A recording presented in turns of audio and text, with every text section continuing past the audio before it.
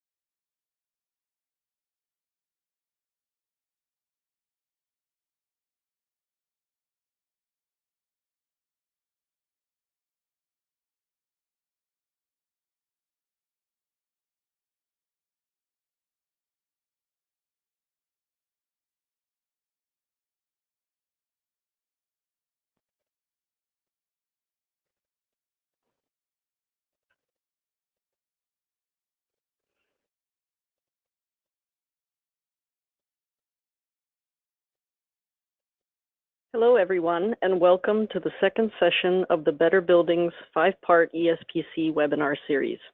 I'm Alice Dushek with the U.S. Department of Energy's Better Buildings Initiative. These sessions explore the tools and resources of DOE's Energy Savings Performance Contracting Toolkit. Today's session will take a look at the resources available to help project owners as they work through the details of an ESPC project.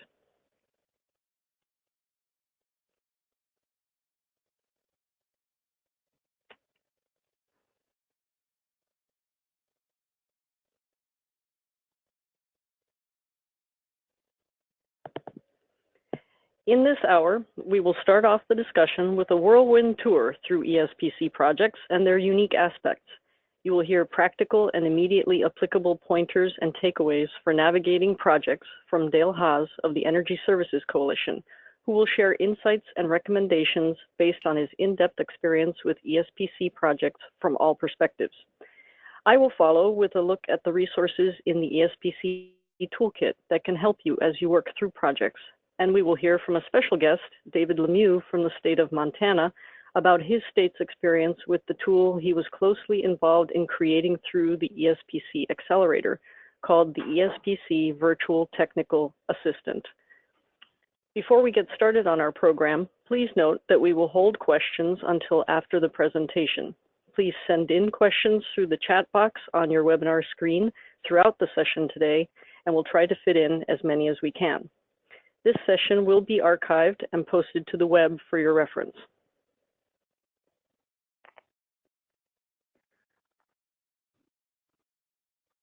To help us tailor our remarks to those most useful for you, we have a couple of poll questions to start us off. When the poll question comes up on your screen, please select the one sector that most closely fits yours.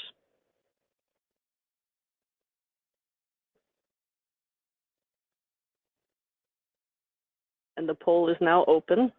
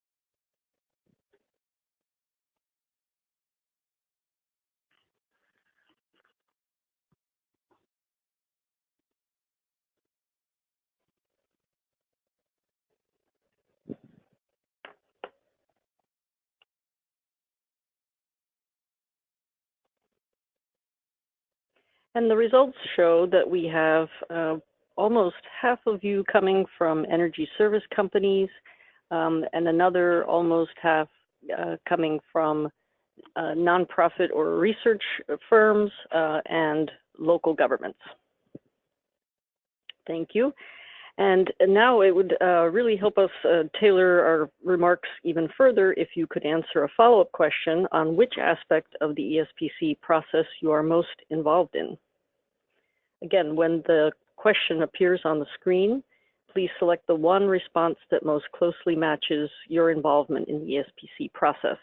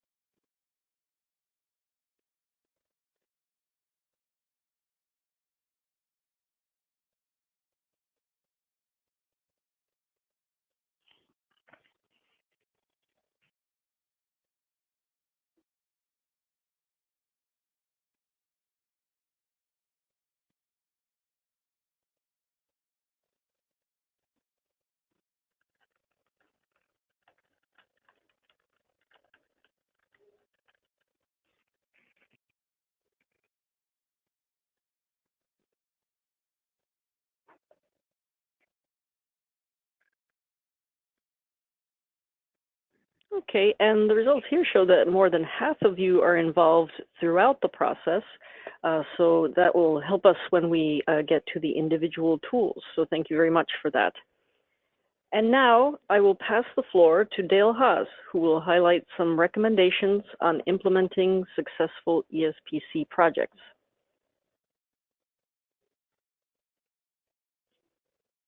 Take it away, Dale. Thanks, Alice. Can you hear me now? Yes. Good, good. So one more click here, and these should be my slides. Thank you very much.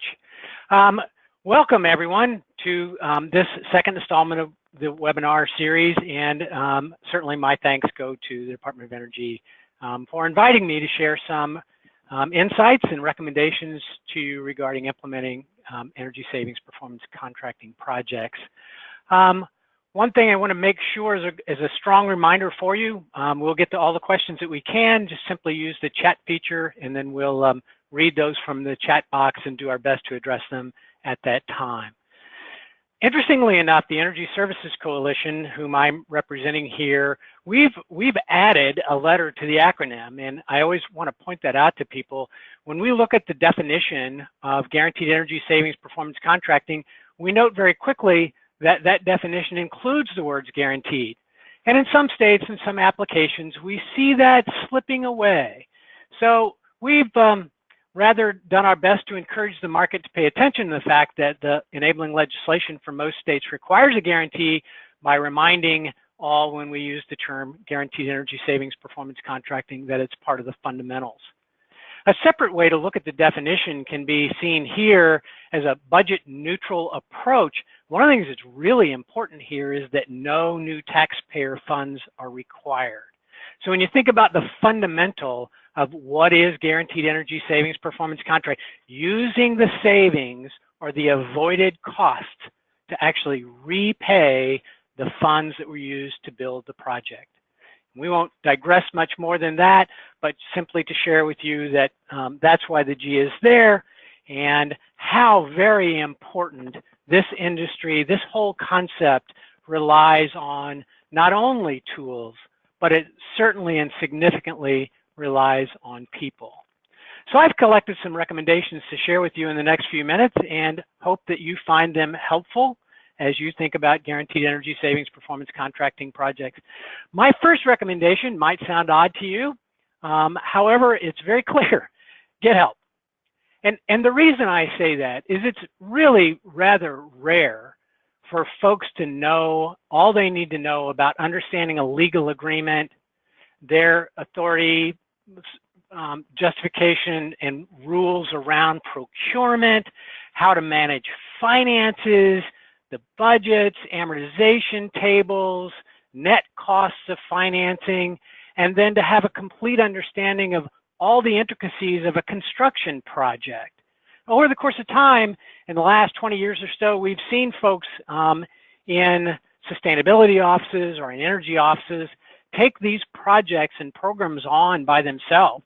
And we're loudly now proclaiming, I wouldn't do that. I'd get help. If you're within the state, go interagency, get the support that you need from other folks.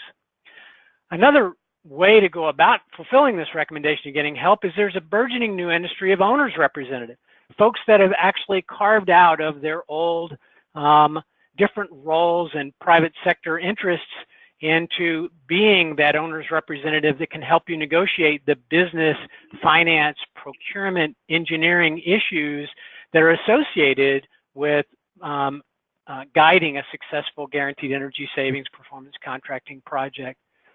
And finally, I always suggest read up.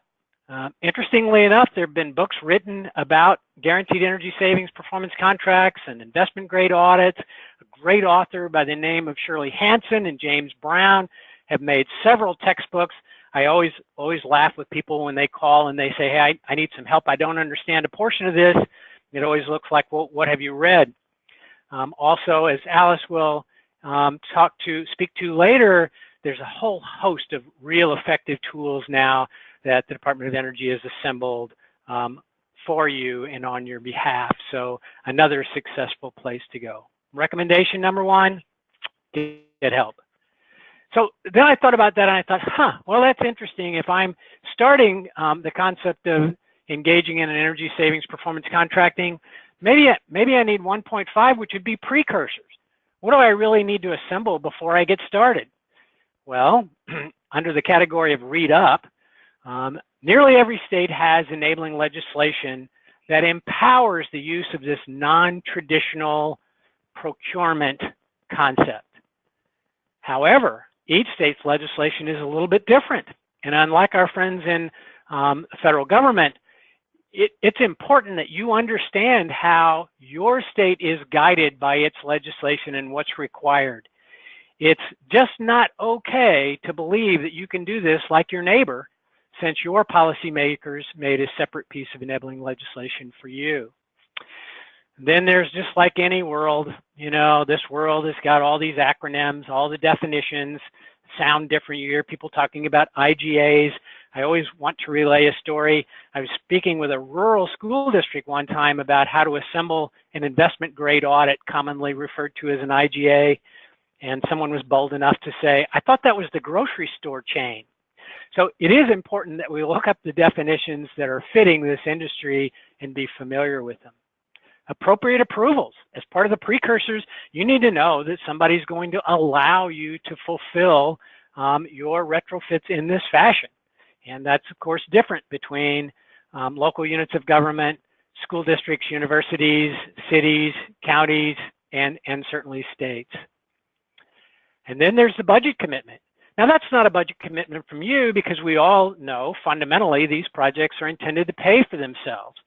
What's important here, what's a key caveat, is recognizing that the budget that is provided to pay your utility and operating costs today is counted on to remain stable. And even though you're moving dollars away from what you'll be paying to your utility company into dollars that will repay the upfront investment, that budget commitment over the term of the contract, which may be 15, 20 years, is incredibly important to the success of how you continue to pay your bills. To have a finance strategy, well, of course, that's important. Whether they're going to be leases or whether they're going to be bonds, how you're going to incorporate incentives.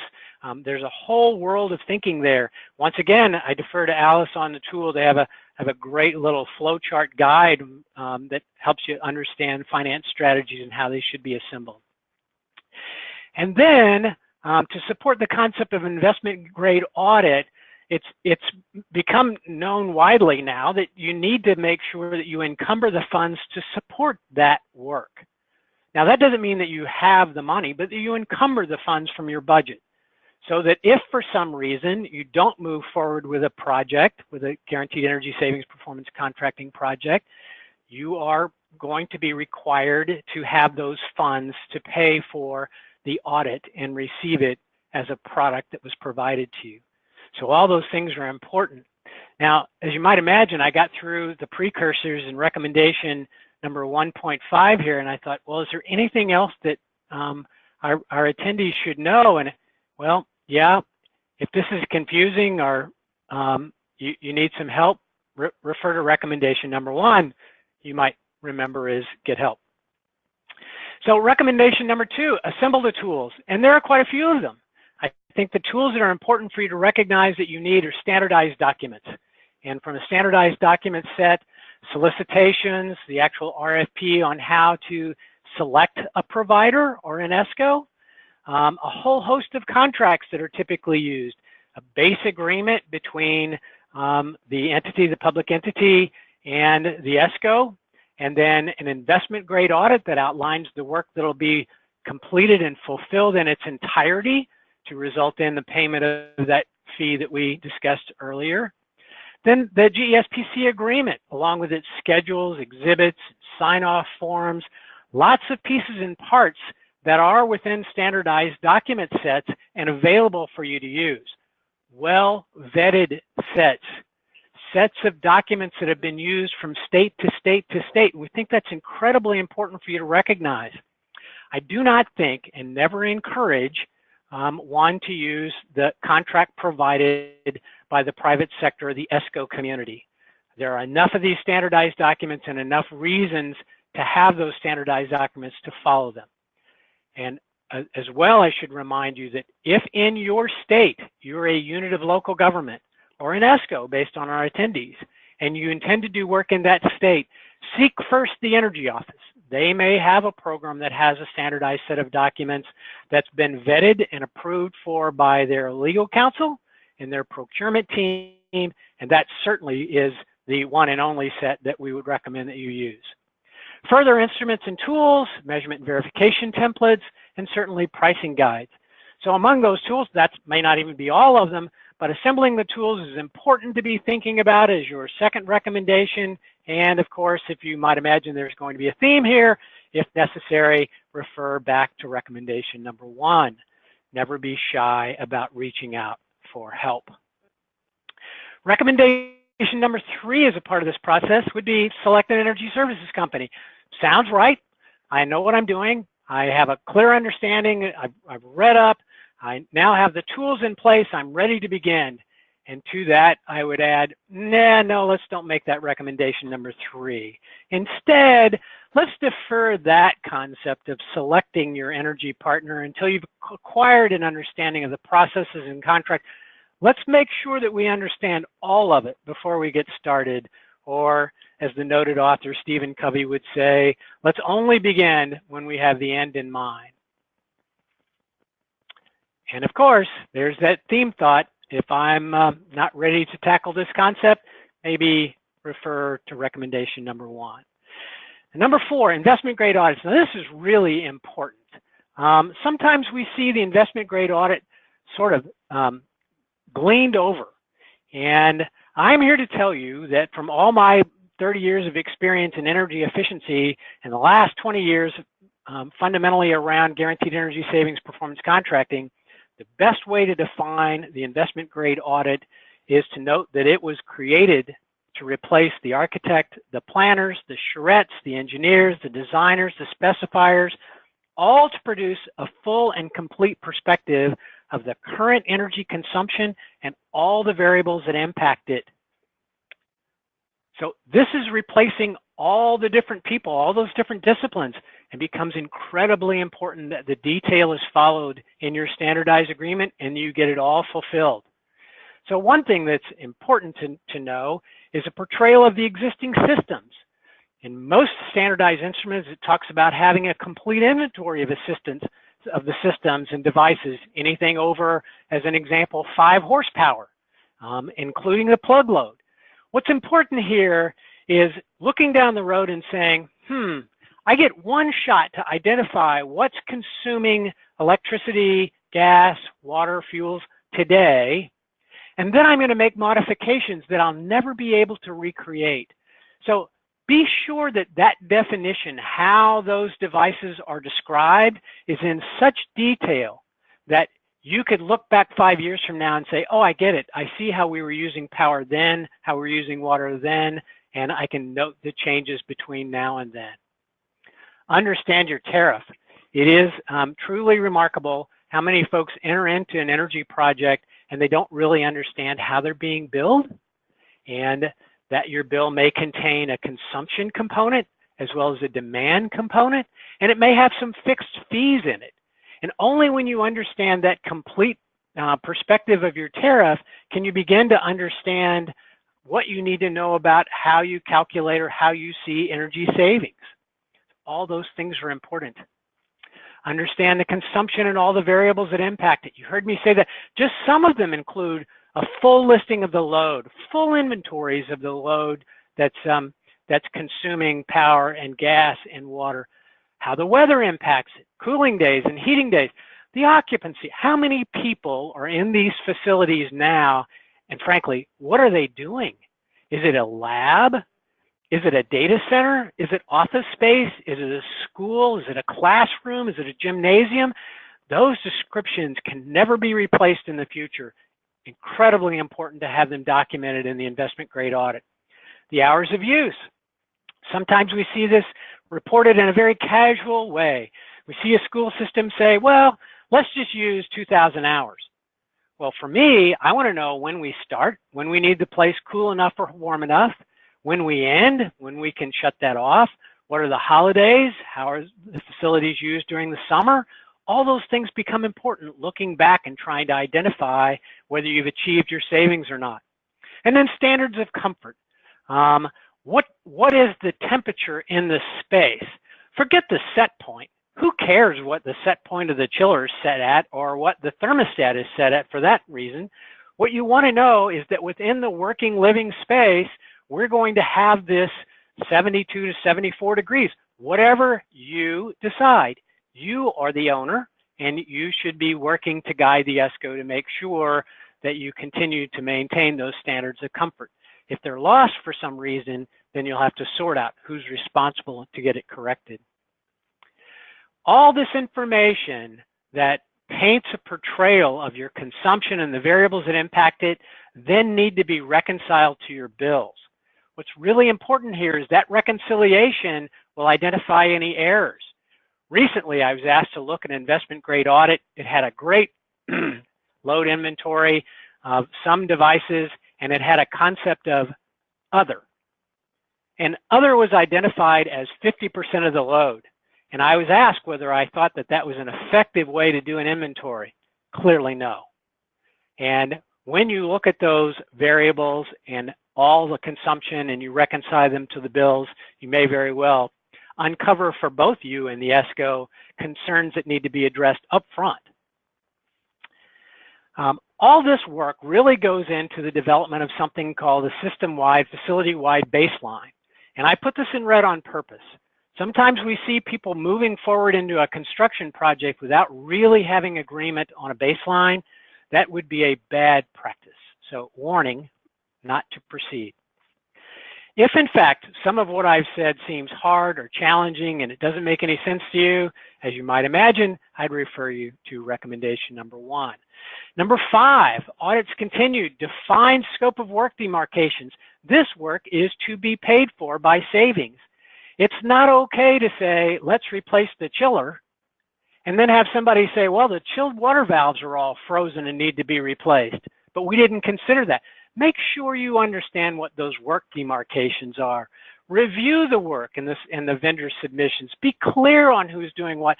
This is still your project as the owner. And for the ESCOs listening, nothing could be better than having clarity of understanding with the end user to avoid any concerns or disputes or accusations down the road. Then there's the whole concept of pricing transparency. This industry was fundamentally built on the concept of a guaranteed maximum price with completely open books. I can see everything that you paid for if you were the ESCO, and then we're going to apply the overhead and the profit. When that's done, these projects just work famously. A guaranteed maximum price, not a fixed price. If there are cost overruns, unfortunately, those need to be managed by the ESCO. But if there are underruns, which we saw recently in a big way, LED fixtures came out at one price, and then before they were implemented, the price went down. Those underruns should be passed back to the owner in fairness. Commissioning plans, measurement and verification plans, this term of reporting, all these things come into the recommendation of make sure you've completely and with detail fulfilled the investment grade audit. And if that's hard, get help. Recommendation number 6, to accept the IGA. I think this is important for all parties. I'm often accused of not being a proponent of GESPC because of these cautions. I just love it when every project's a successful project. If you're not happy with the work effort that you've received as a part of the IGA, sever the relationship. Pay for the study if it was a viable study, but if this doesn't look like an organization or a set of people that you can work with for the next 15 years, wow, I wouldn't go there. And it's important for you to know that the standardized templates all say that this is part and parcel of the agreement between the industry and the owner. If that's hard, get help. Recommendation number 7, construction. Well, they should just be built to meet or exceed the quality of any other construction project, whether you're a city or a school or a state. It's hard when we hear people say, well, this is a GESPC project. We don't follow any of the typical construction rules. We don't have construction meetings or minutes. To that I say, bad practice. Let's make sure that the construction processes are exactly the same or exceed the level of those from your traditionally appropriated fund construction. Once again, the theme, if you need help, get it. Recommendation number 8, this M&V thing. Well, this is really important. The plan should have been provided in its entirety in the investment grade audit. That means that what you have the ability to do before you move into a construction contract is know exactly how savings are going to be proven. And to that, I say, not good to stipulate all the savings. It's good to have the scientific proof so that you're validating the persistence of savings and allow everyone to look at the project from the stellar work that it's able to achieve.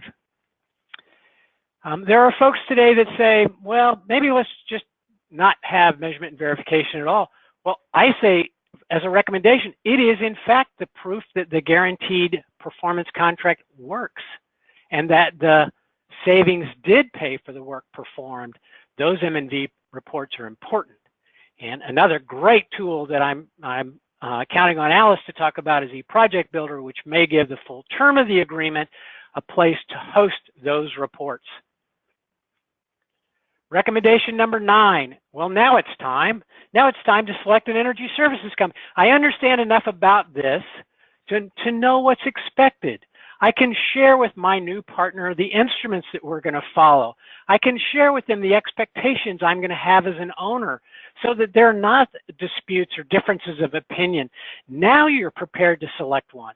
When you tee up, these are my expectations, these are my instruments, and then you put a solicitation out and you get the responses, I encourage you to enter into the oral agreement or the oral interviews and make sure that you have a comfort level that your ESCO, your new provider, is in alignment with your philosophies on how to build these projects successfully.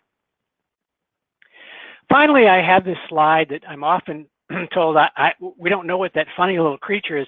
Well, that was intended to be a rubber duck, and the rubber duck now has a chicken head. And the reason I have this silly little pictorial is to establish within your head as attendees that sometimes a duck is not a duck.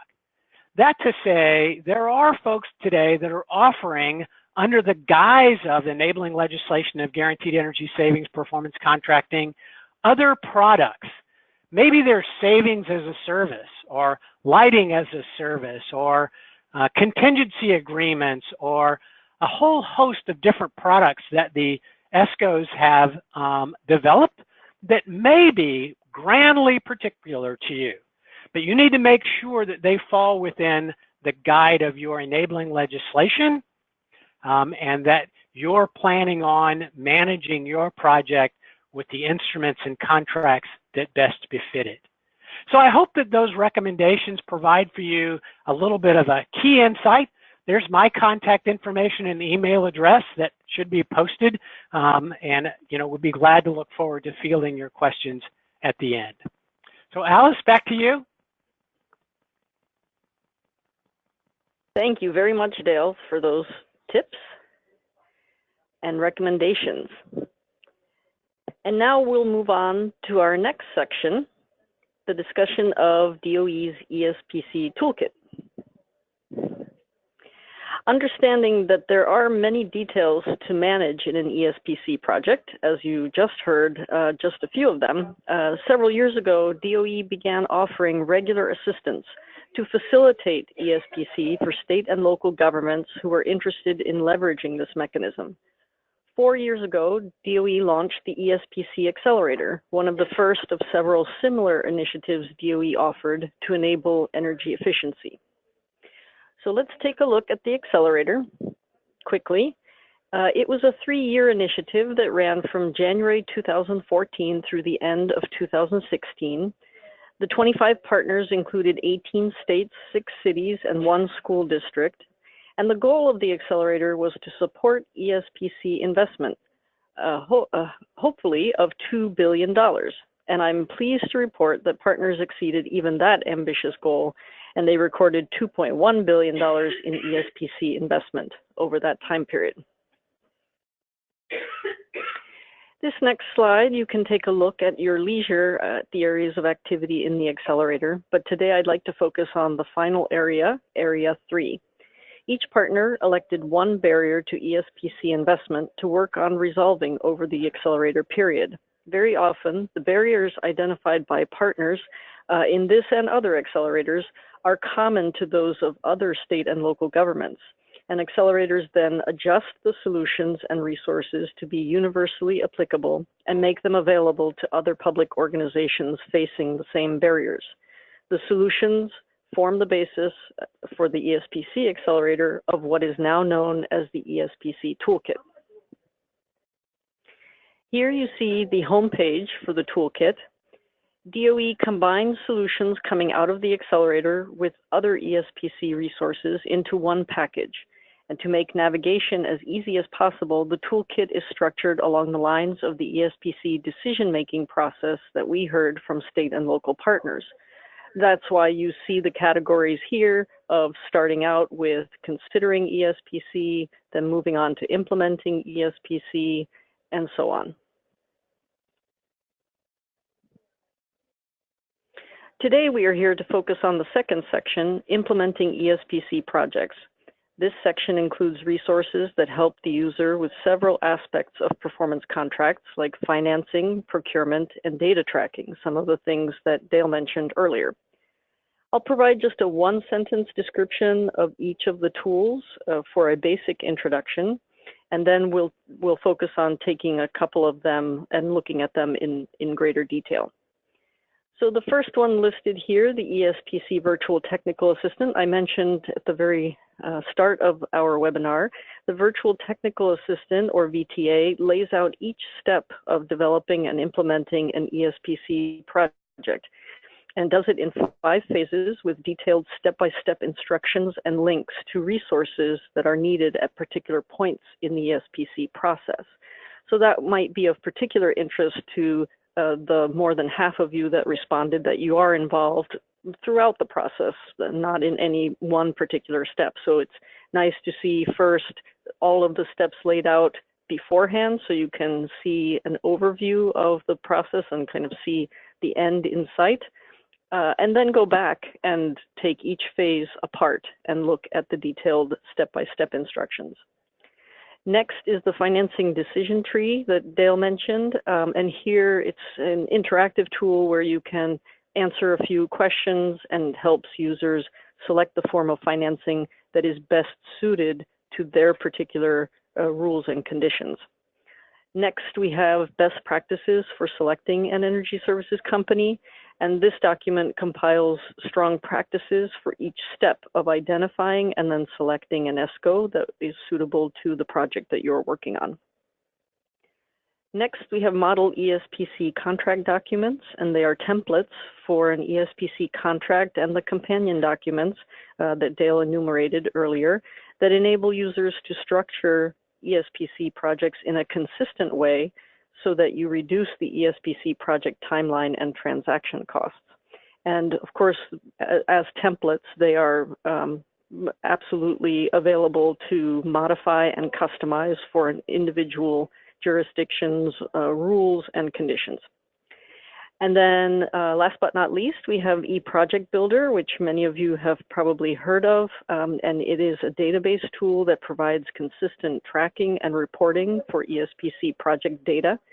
And this enables project owners to make the business case for ESPC when they look at the data points that are important to them, to negotiate strong ESPC projects, and to standardize project results reporting, all important in the ESPC process. And now I would like to demonstrate a couple of the more involved tools here to explain the details. And I'll start with the ESPC Virtual Technical Assistant. Today, I'm happy to present David Lemieux, who has joined us from the state of Montana. He was the partner that raised the question that resulted actually in the creation of the ESPC Virtual Technical Assistant. And David is here to share his experience with the development and deployment of this tool and give us an update from the perspective of 1 year out after the close of the Accelerator. And David, I have pulled up the assistant live online, and you should see it momentarily. And please let me know as you speak if you would like me to click into a certain section. Okay, thanks, Alice. Yeah, so this started out with Montana being in a situation where the State Energy Office didn't really have the resources to educate the EPC customers. And so we partnered with DOE and worked with Alice to develop this tool. So essentially what it is an EPC 101, if you will, a very simplified way of providing the information as a clearinghouse so that people can step by step go through an EPC project without missing critical steps. So, and we were seeing this in the field as some customers didn't really understand all the components that were required. And so the VTA was really just to come out with a way for everybody to quickly understand what are the basics of an EPC, what do I need to do to carry out an EPC project. So on a high level, here's the situation. You have a customer working with an energy performance contractor. They're also working with a financer, and in all states, I believe, an energy office or the equivalent of. So the problem is the customer has generally a very variable level of technical understanding of what an EPC is. And so they don't know even really what an owner's representative is or why they should get one. They don't understand the full role of what an ESCO is, and more particularly, they don't even understand, what are the elements of an EPC and which elements come first, second, third, fourth, and fifth. So what we've ended up with here is the virtual technical assistance. On the bottom, there are 5 elements there, and they're really left to right, number 1, 2, 3, 4, and 5. So in 1, really, it's an outline. The project planning stage is for the customer to get educated. It's just very basics of what EPC is. And it's before the ESCO even gets involved. It allows them to do an in-house survey of, okay, we're considering to do an EPC project. What is that project? What components do we have?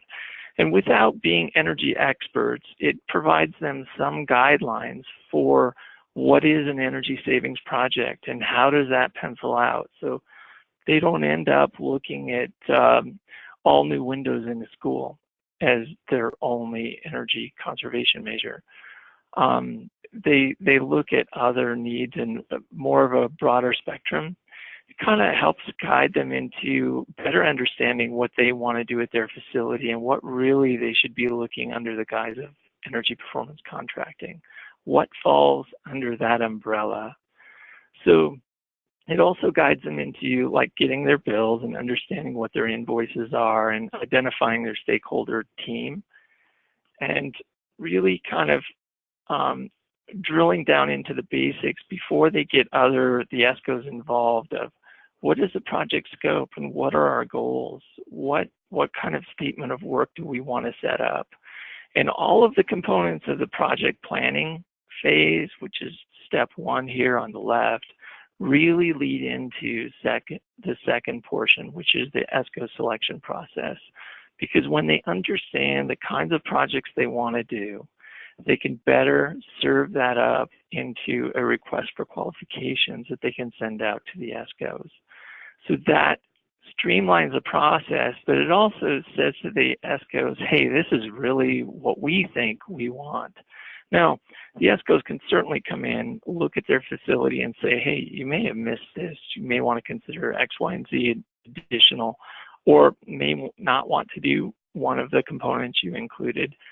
So that kind of opens up the door, but it brings the customer in from a more educated perspective, and particularly working with their owner's representative, they're in a better position to negotiate and set up the RFQ process and ultimately select their ESCO in the second stage. So now in the project development phase, this is the middle block there. This is where it's really the investment grade audit where they've selected an ESCO. And what does that involve? So it's really finalizing what that statement of work was going to be, what components are really going to be the energy components, what are the ECMs, and understanding how the projects can be funded and financed, and most critically defining what the M&V stage will be. Dale talked about this, but it can't be emphasized enough that without a really good definition stage in the IGA of what M&V is going to be, what are your baseline, what are your elements, how are things going to be measured, then essentially you don't really have a true EPC.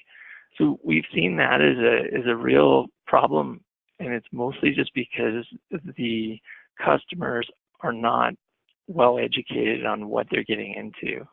So that's the intent of this tool, is to make sure they're on following a process and prepared to negotiate and understand that that's appropriate to do, because that's part of the overall process. In step 4 is the project implementation phase. This is where the EPC actually comes into the facility, contracts are signed, and at this point you're doing the work under your energy conservation measure listing. And so once that work is done, it includes a discussion of commissioning, how that's taking place, and then where the ESCO comes in and does training for the facility operator, which is really part of every ESCO. Well, a lot of customers don't understand that that's something that they purchased, and that's part of what a real EPC is how to operate and maintain their facility. So these are components that are designed into this tool throughout to really prevent pitfalls where you get, the cart before the horse, or you just miss a component altogether. You miss out on a critical stakeholder like legal or some upper level the stakeholders that have to sign off on the financing package. All of those folks should be involved at the beginning. Another critical element is talking with the state energy offices at the very beginning. It's difficult for state energy offices to do much about a project that may have gone sideways because contracts were signed, but they didn't even know about what the project was. That goes back to Dale's, I think, overall thesis is get help where you're not sure about what step to take next. The last phase of the a VTA is your project performance. And this is the phase where you're doing annual M&V reports, or the ESCO is. They're following protocols that should be in your rules section of your overall program. And so I just highlight that as well. Essentially, you're looking at 3 components that define your overall program. The foundation is enabling legislation, your statute. And then a layer over those are the rules that really define and outline what your program looks like. And then finally, your standardized documents overlay that as well. And then some of those standardized documents include some required documents. So that's how we set this up. Essentially, in summary, the VTA provides you these 5 steps to, the first 2 steps are kind of doing everything in-house. And then the project development phase, and step 3 is your IGA. That's where you work with the ESCO and negotiate what the statement of work really is and how that can be financed and what really critically the M&V is going to be and how it's defined. That really sets up the rest of the project. So in step 4, you have the EPC, and in 5, you have your performance M&V stage.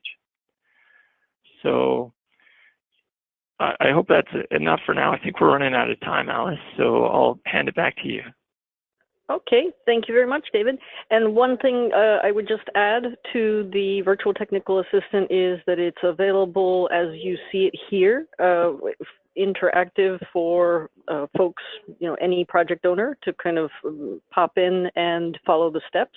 We also have it available in a Word document in a separate section of the toolkit for any state or local government that would be interested in setting up a program or some kind of help for their project owners, and they can then customize it. There are sections that are where it is indicated that you should include your own state legislation or rules that will help you.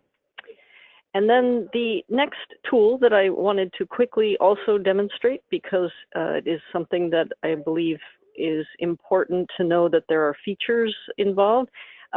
Please note that here the decision tree may not function properly in Internet Explorer. We do have it pulled up in Chrome for you so that we can demonstrate the functionality. And the decision tree, you answer a series of questions as the project owner on behalf of your city, your county, or your state. And then below this dotted line, you can determine, based on the questions that you answered, which of the financing mechanisms are appropriate for your conditions. And this came about from an ESPC Accelerator partner who had financing options available, but wanted to make sure that they were not missing any, that they were really taking all into consideration. And so by answering the questions, they were able to determine which of the mechanisms based on these questions would be most appropriate for their project. And I did want to point out, while these don't look like they are live links, you can click into the individual options. And the idea here is that we explain what the mechanism actually is and then provide some pros and some cons to consider as you are deciding which one is really good for your project. And so now I would like to turn to your questions. And I know we don't have a lot of time, but if you haven't already, please type your questions into the chat box on your screen, and we'll try to fit them in now. Great. So the first question we have is there a rule of thumb regarding estimating costs associated with the investment grade audit?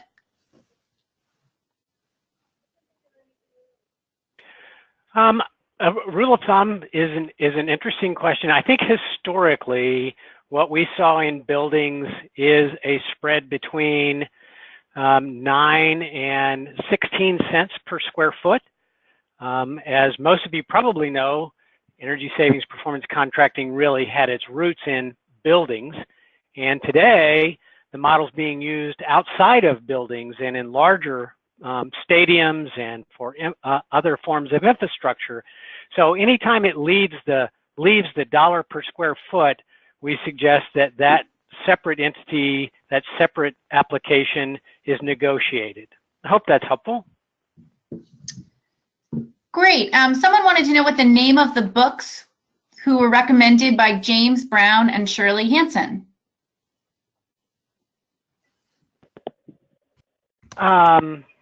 Well, that's interesting. I believe that you would find them all under the title of Energy Savings Performance Contracting. The ones that I walk around in my library and look at: Investment Grade Energy Audit, Making Smart Energy Choices, to mention a few. Searching those by Shirley Hansen and James Brown, you might find that that's the only literature that they've produced. So I would point to that. How can you require a performance guarantee without continued measurement and verification?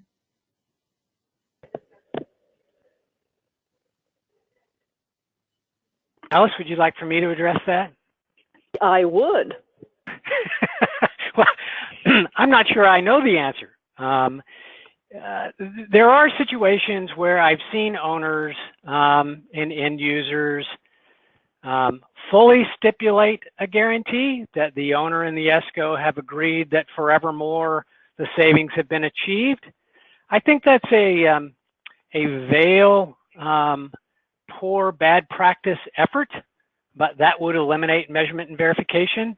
In the guide that we mostly use in the industry, the International Performance Measurement and Verification Protocol, that's been around for about a decade now.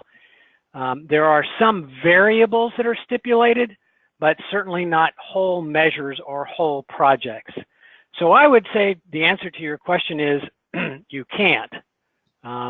There are states now and large widespread programs in some places that say, look, let's use the first 3 years or 5 years and scientifically validate the persistence of savings, and then consider whether we should drop away from any additional M&V. And actually, on the topic of M&V, someone wanted to know who can do M&V, and does the same company have to do it? Historically, the energy services company not only has fulfilled the project, but they have done the measurement and verification. There are a few applications and a state, if memory serves me correctly, that requires a third party be enlisted to do measurement and verification. The challenge, frankly, is that once you enlist a third party, you really need to get them very close to the ESCO. There may be assumptions that they don't understand. It provides some challenges because it does give you third-party referenceability. The industry is focused, moreover, on the fact that with complete transparency in how the plans are written and relying on the science of measurement, measurement and verification should be clear, obvious, and transparent. I would add to that if you're reading a measurement and verification plan that cannot be understood by a non-technical reader, you need to redirect the author. It's one thing to know that the calculations need to be there, some of them very sophisticated. It's another to rely on that as an assumed practice. Ask for lay language to help you understand your plan. Great. Can private sector organizations use these tools?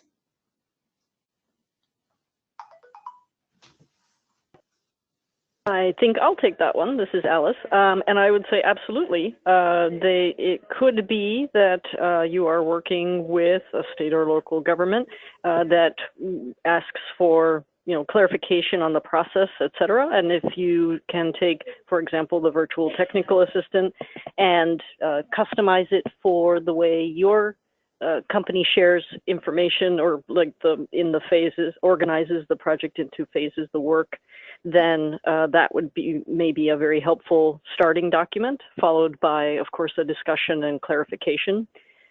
Just as well, the financing decision tree could be something that the client could use, again, in the process of determining what is the most suitable mechanism that they can use for their project. Great. Is the Virtual Technical Assistant Montana specific, or can it be applied across states and enabling state legislature structures?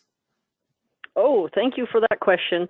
We absolutely made this, we originally started, of course, working with Montana to create it, but have made it as universal as we could. We have inserted language where appropriate to say, now go look at your legislation and fill in a paragraph on, X document. And same with the Word document version, where we say, in order to fill it out and make it complete, there are places that are indicated where you need to go search for things. And they're pretty specific on what you need to search out. So then if they're not clear, you can always ask and we can help you with that. But they're pretty clear about who you need to talk to, whether it's the finance department or your legal department, or whoever has that very specific information that can be filled in to make it truly your own for your state or for your city. There's a question about whether there are guides available for ESCOs to follow. So not in our toolkit. These came primarily out of the Accelerator, where we were working with public sector organizations. Dale, perhaps you know of some more kind of industry or publications that would be suitable for the ESCO side of things? Thanks, Alice. Many of the states' energy offices have established programs of their own. Some of them have written guides to help both parties, public and private, walk through the intricacies of guaranteed energy savings performance contract. I know of no specific written books outside of Hansen and Brown that are written in a fashion to say, consider this, manage risk this way. But those books do a fine job of pointing out lots of things that are grand practices to follow. The other reference that I'd offer for that consideration, I think, would have to be the Federal Energy Management Program Guide, which, while you have to provide some customization adaptation away from federal speak, it is certainly a strong universal guide for successful programs. If I can add to that, Dale, so I think that this, at least in the case of Montana, we've set up what the requirements are for in the rules section so the ESCOs clearly understand, like, the International Performance Measurement and Verification Protocol is one requirement, and those documents are all available. FEMP is also outlined, and I think there's some other guidelines there as well. But they put the ESCOs on notice directly for what protocols are required for doing EPC in the state. I imagine other states have similar rules. Great. Are there additional questions or? Yeah, there's a question about the international implementation of energy savings technologies, specifically in India. I don't know if anybody on our panel actually is able to speak to that.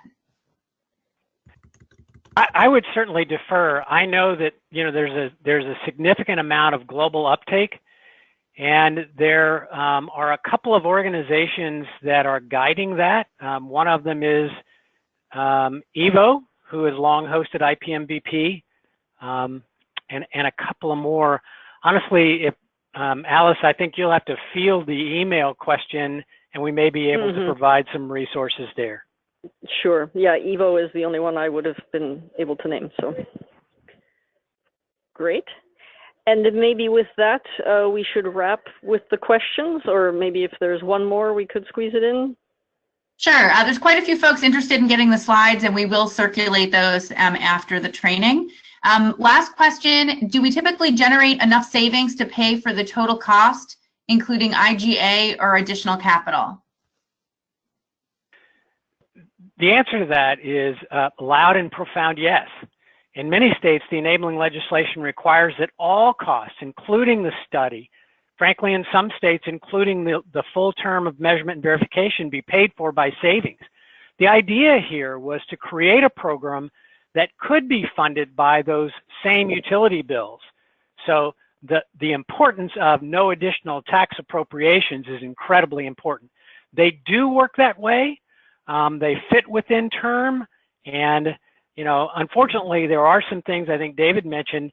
Windows may fall out, roofs may fall out, but the aggregation of short-term payback savings with long-term payback savings really works to make a successful infrastructure modernization for many. And in our study, our review of the literature from other states, we're finding that over half require 100% of the energy savings to be paid for the projects.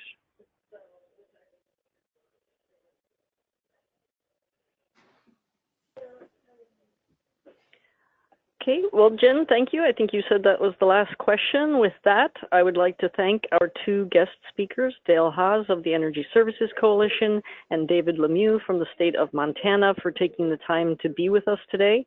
Please feel free to contact us with additional questions that occur to you after this webinar, or if we weren't able to get to your question during this Q&A period, like the question about measurement and verification in India. You will receive an email notice when the archive of this session is available online. In the meantime, I'd of course like to invite you to visit the ESPC Toolkit that you saw today at the link that you'll find on slide 9 of the first slide deck. And we hope that today's session gave you a good understanding of the first set of resources available in the toolkit as you work through ESPC projects, or if you are helping someone else go through the same process. Please also mark your calendars for the third session of this ESPC Toolkit series, scheduled for June 14th at the same time of day. We will be discussing the next section of the toolkit about establishing an ESPC program, and hope to share with you some valuable information about making ESPC a regular tool in your state or community and for carrying out energy efficiency projects. Thank you for attending, everyone, and we hope that the tools and recommendations you heard today serve you well in your ESPC projects.